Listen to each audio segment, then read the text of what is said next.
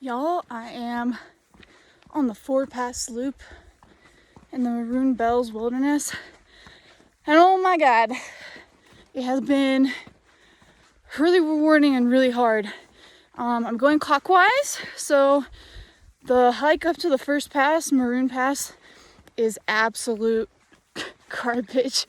It's so difficult, but the views are absolutely insane. Now I am on my way up to Frigid Air Pass. Frigid Air, like the fridge. But the views are insane. It's easier in between. It's a lot more flat, but I'm about to hit these switchbacks. You'll see how hard that is, but I don't think it's gonna be that hard. I think it's about 3 or 4 short switchbacks, and then it's downhill from there. I'm hoping to finish at least one more pass today, depending on how the weather holds up. But as you guys probably know, mountain weather does whatever it wants. So we'll see. I don't know.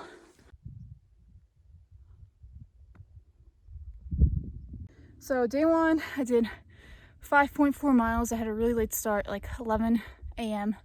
Started raining on us around 3, and I had just gotten to camp, like just at the base of Maroon Pass. Today I'm hoping for 10 miles and 3 passes, maybe over 10 miles, as long as the weather holds up. But it's overcast, it's not hot.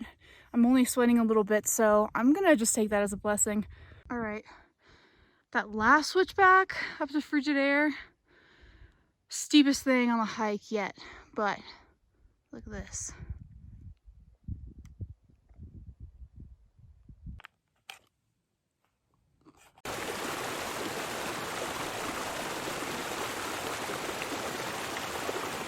Sketchiest river crossing ever.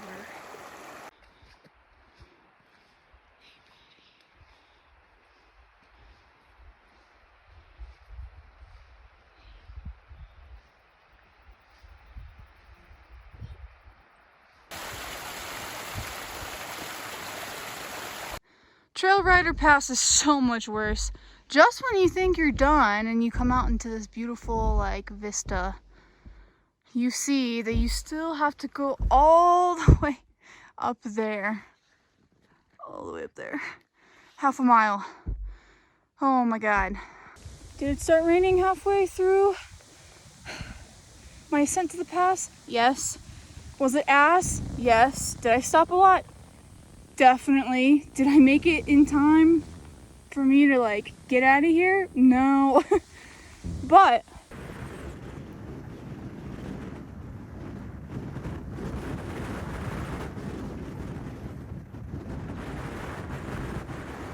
the sun's coming out. Rain is not letting up. I am soaked. There are pockets of snow. Oh man, trail conditions are not good. No bueno.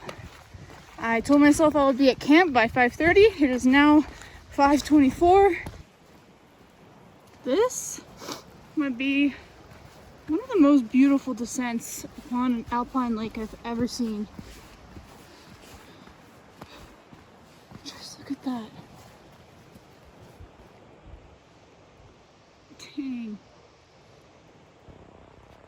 Also, look at that freaking reflection right there. It's incredible. All right, right now I'm like, okay, where did the trail go? Like, seems that I have to cross the talus to get there. We'll see how this goes.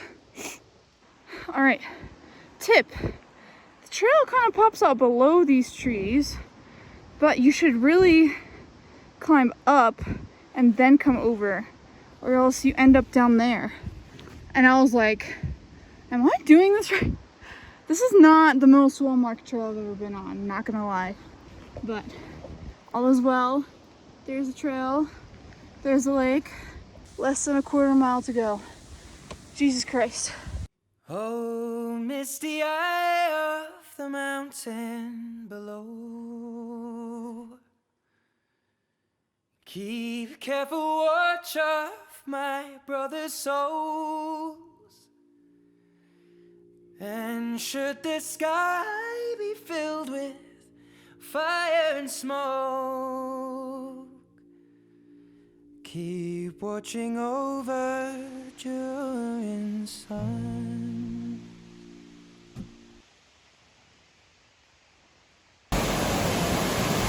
Wheel!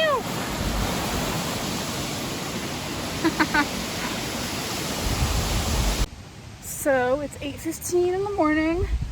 I actually see kind of blue skies for the first time since the morning of the first day. I had two choices. I was gonna either do the fourth pass, Buckskin, and then take the bus down to the visitor center and basically do the full loop. But my knee is feeling a little funny. It's definitely not an easy hike out. So I think I'm just gonna take the valley hike out, Maroon Snowmass number 1975, into town, and then figure out how to get back to my car via bus or hitchhiking or walking, whatever it takes. But this is mostly downhill and flat, so actually as we speak my knee's like tweaking out a little bit. Yeah, but it should be fun. I'm along a beautiful river, which means I won't run out of water, and there's a couple lakes along the way, and I'm gonna be like in the valley. I see fog rising, so I'm like really excited to see something different. Whereas like if I did the loop, I'd pretty much see the same view that I did when I was coming up the first pass. So yeah, check in later. One thing I will say is that I wish that they would have the mileage on these signs. I know it's about preparedness, and of course I do have maps and stuff like that, but you know, for the people who may not be as prepared, that would be very helpful. But that being said, always be over prepared rather than under. This is about 6.3 miles to the trailhead, and then if I don't find a bus or a way to hitch down from there, I'll probably have to walk about a mile and a half down to town to catch a bus back to my car. I did meet some really sweet people though. Shout out Peggy, and I didn't get the other guy's name, but they said they'd give me a ride if they saw me. But they're gonna be behind me, which is also comforting to know. So yeah, I'm really excited about that. Okay, I totally went the wrong way, but I caught it in the first 3 seconds, so it's like something doesn't feel right. Here we go. We are in a cloud, folks. Holy moly, y'all. This was absolutely worth it. I think we have to cross a dam somewhere down there. The only thing that would make this better is like a little chalet down here with ice cream. But I still have like probably at least 5 miles to go. Definitely gonna have to get ice cream in town.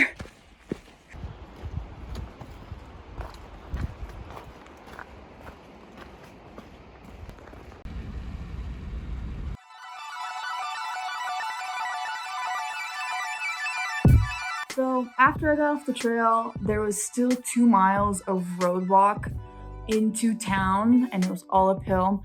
So I managed to get a ride from 2 lovely ladies, because I was just dead tired. I would say my overall thought on this trail is it's not for the faint of heart. It is not for beginners.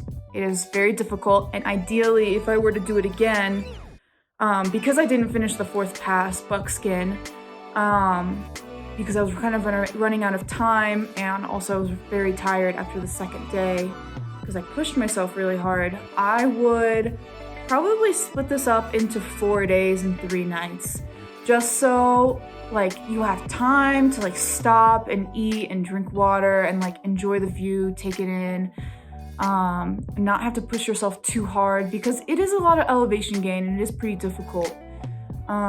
I would do Frigid Air Pass and West Maroon in 1 day, potentially. So maybe like the first day hike in, if you're going clockwise, hike in just up until the pass. The second day, do the first 2 passes. Third day, do the 3rd pass, which is whatever, trail rider.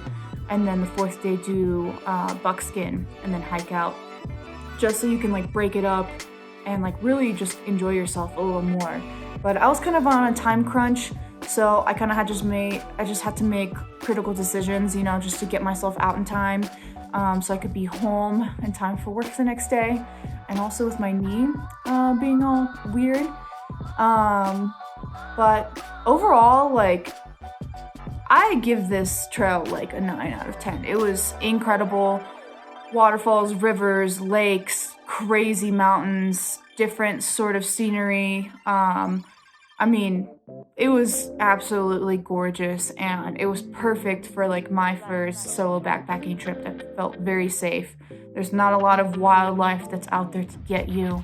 Most animals in this area are pretty skittish, in my opinion. I even saw a bear. It ran away. So it was like maybe 20 feet away, and it just made eye contact with me and the person I was hiking with in that moment, and it was like ran away. Yeah, also big thing, wildlife. I saw lots of foxes, and there was plenty of fish in the ponds and lakes that I was coming across. There are river crossings. I did my first actual beaver dam crossing, like a legitimate beaver dam. So sketchy. A couple river crossings. We did that the crossing across the like talus field. That was probably the sketchiest thing out of this entire trip, because I was like, there's no clear path across. So you kind of have to like climb across these rocks, and I mean, hopefully it's stable. I don't know. It was stable when I was there. And another thing to keep in mind is bring a map. Have a backup on your phone. I always carry a sat phone, of course, especially if I'm alone. It's super important out here. You don't have signal, so don't expect that. And yeah, I mean, just an overall incredible experience. I highly recommend it for people who want to push themselves a little further in their backpacking experience and have a ton of fun if you do the 4-pass loop. And bring your bear canisters. Don't wait until you get up here, especially if you're not from Colorado, to get a bear canister, because a lot of places are sold out, and they're also sold out of bear spray. Still like gaps in the outdoor industry with manufacturing and stuff, so just be prepared, and yeah, have lots of fun.